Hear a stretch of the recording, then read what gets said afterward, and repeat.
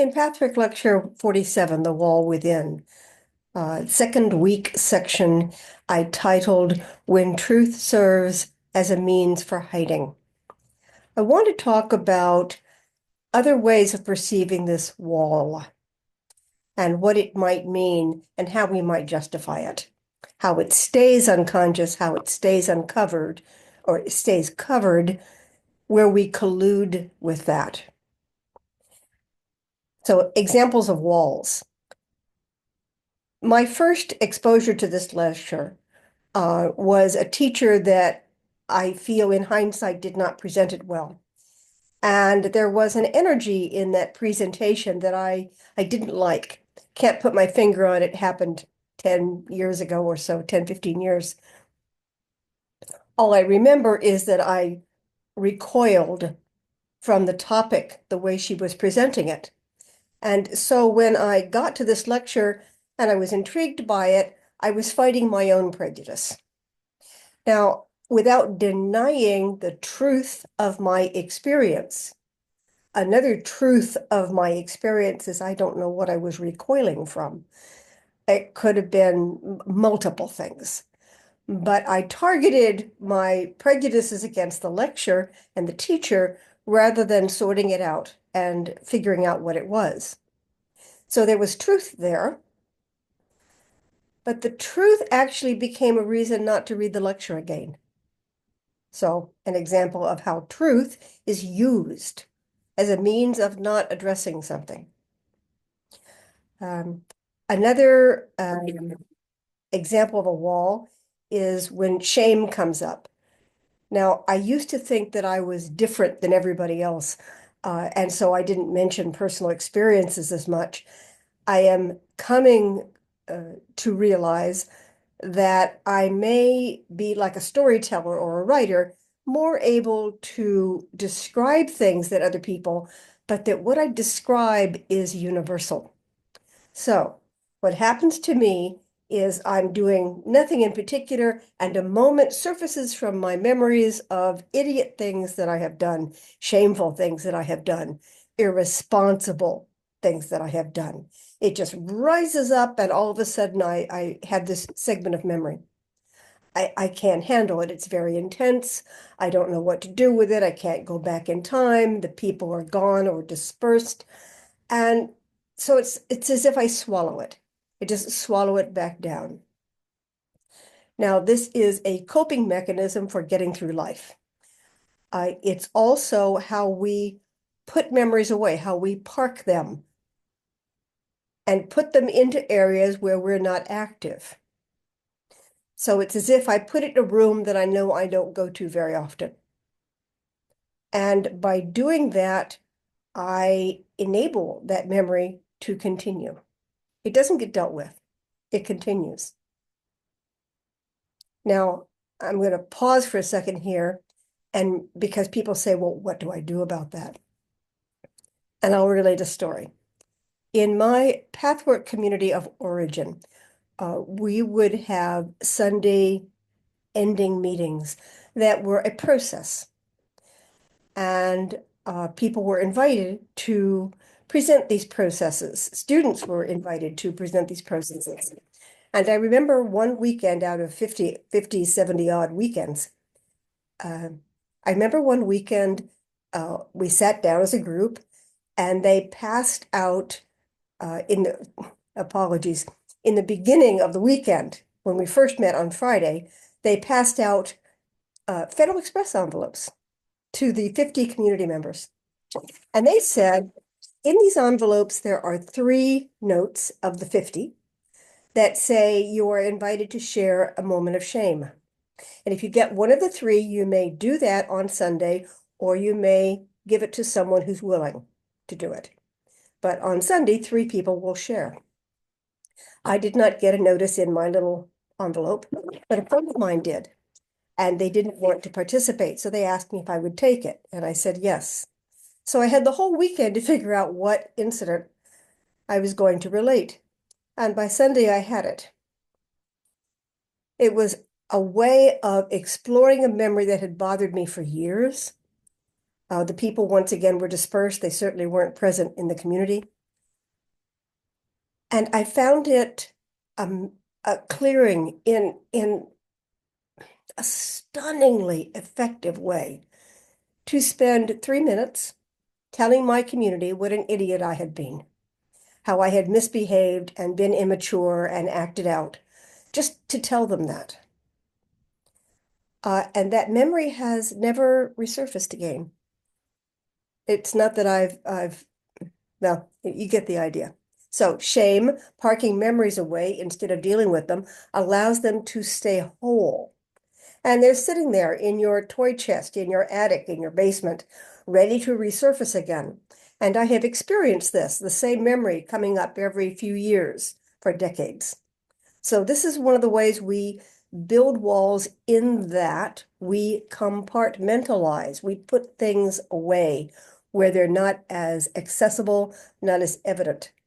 That doesn't seem like a wall, but it is. It's an obstruction to experiencing it and processing it. Another example of walls within are wanting to fit in, which is a natural human urge, need. It's a survival issue to fit in to a group.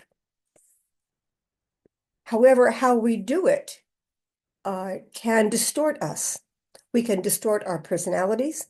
We distort our tastes, our likes and dislikes, our uniqueness, our essence, our gifts. We just can distort all of these in order to present ourselves as an acceptable social figure.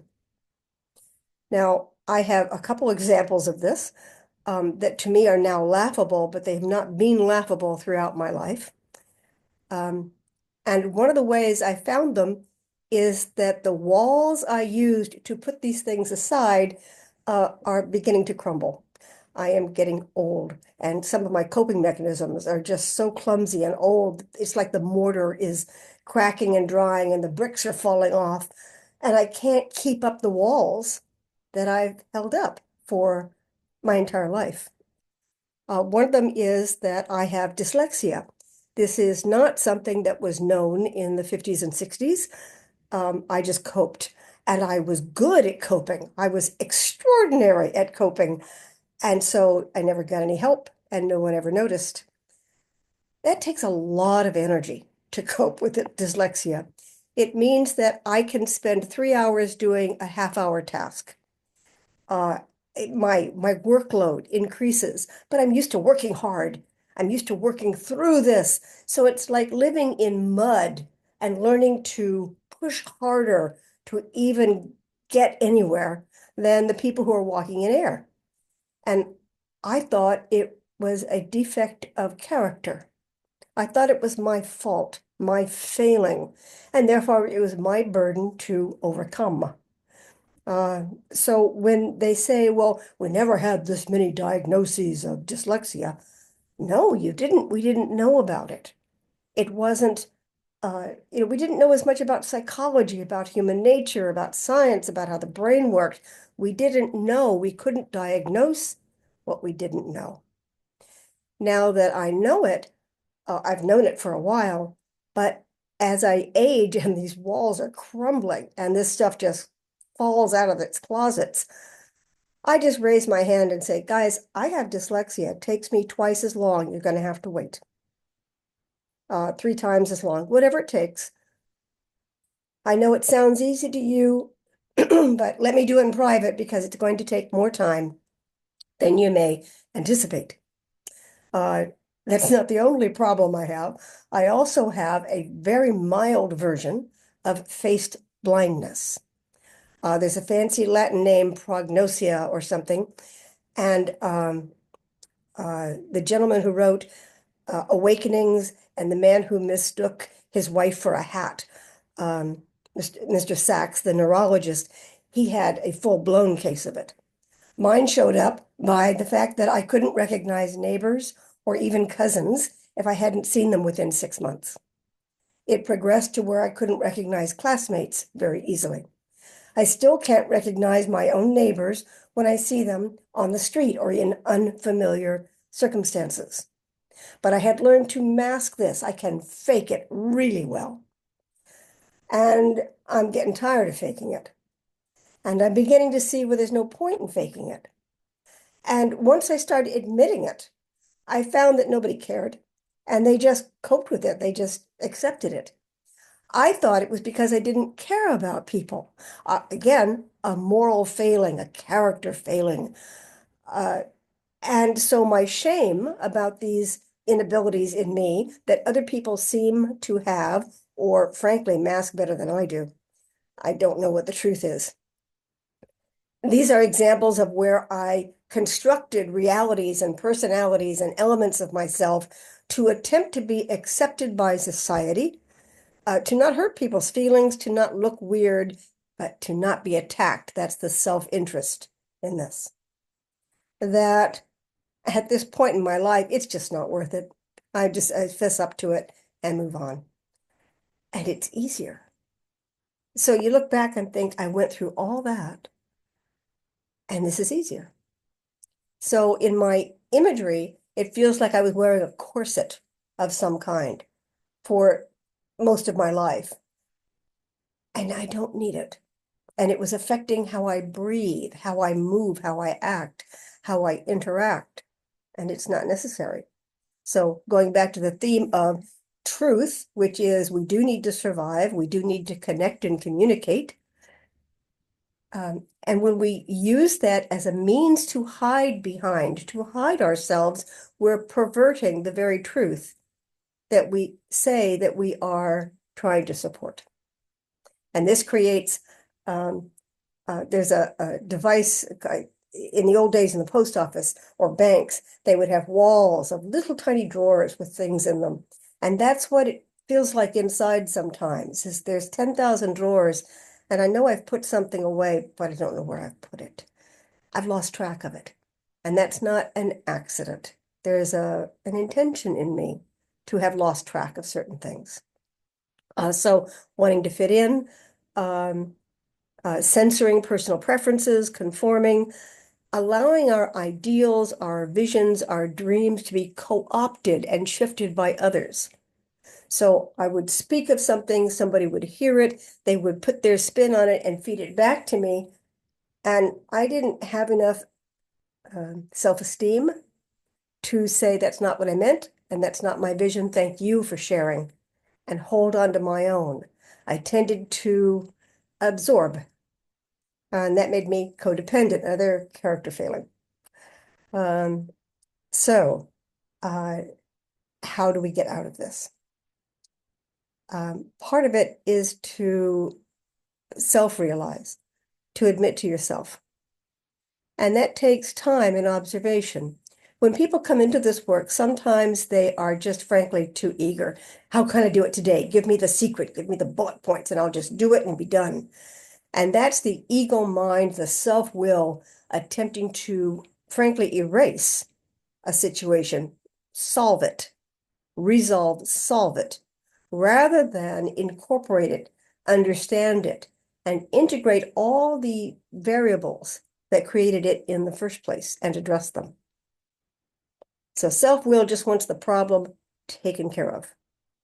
In the Patrick lectures, the guide is constantly using the word pseudo-solutions, which is Greek or Latin for false solutions. It's to, from my perspective, it's to highlight that there are no real solutions to life in the first place. All so-called solutions are false solutions. So by highlighting that and using the phrase pseudo-solutions instead of solutions, the guide is trying, I believe, to hint that the idea of finding a solution is kind of the problem in itself. And highlighting that this won't solve it by calling it false will emphasize, let's try another method. Life isn't meant to be solved. I'm not meant to fix all my problems. I'm not meant to fix everybody else's problems. To live life organically means every day you get to learn something. And learning something means that there's something you didn't know, didn't realize, hadn't absorbed, hadn't integrated fully, didn't realize the ramifications of. That's what learning is. And therefore, every day you need to be from my perspective. You need to be open to failure. You need to be open to realizing what you didn't know, what you didn't understand. Now, I've mentioned this in the past. One of my most recent aha moments that I'm not particularly proud of is realizing what white privilege means. And I live in a Haitian Caribbean neighborhood at this point. And over the years, I have begun to realize that a lot of my inherent attitudes that I have and other people that I work with do not have has to do with the fact that I am a white middle class-ish female. Now, if I was a white middle class-ish male, I know that I would have other things, and I've explored that, what guys have and I don't, or get easily and I don't. But I had never realized what the inherent whiteness of me, Caucasianness of me, majority image versus minority image of me does. This took years for me to sense. And then when politically or sociologically it became an issue, when I first heard it, I thought, oh no, I would not do that. Well, that's an example of where truth hides reality. Of course, I would not consciously attempt to put other people down. What it took me a while, and I think, let me put a number on this, let's say a year and a half. So, gee whiz, I'm not perfect. Took me a year and a half after it became a much discussed topic for me to take down that wall that said, I don't do that. I don't do it. I allow it to happen. That's what I didn't get. I didn't get my collusion, my invisible collusion, where all I have to do is sit back and relax. And the fact of my gender bias, racial birth, that's going to allow me to float in a certain way where I don't have to paddle hard. Once I got that, then I began to be able to feel more fully what it might be like to grow up from birth with certain stares. So I took my universal truth, I took what I got stared at for and where I contorted my personality to fit, and I felt into the universal truth of another who, just to get served at a counter, may have had to fit into a stereotype of a majority system. I'm being wordy about this because I haven't really tried to express it very much. But let us say that it took a year and a half for me to fully comprehend where I had allowed white privilege to give me advantages without my having to lift a single finger, so that I could legitimately say, I don't do that. No, I permitted it. And I did not actively give up that privilege in order to attempt to equalize situations for others. It's a very subtle, fine point. When I work with people, I work with people who are reading Patrick lectures. They're trying to improve their lives and explore their negativity. So the work that we do is very subtle. And sometimes the guide is addressing very large issues. So it's easy to say, that's not me. That's okay, that's not you.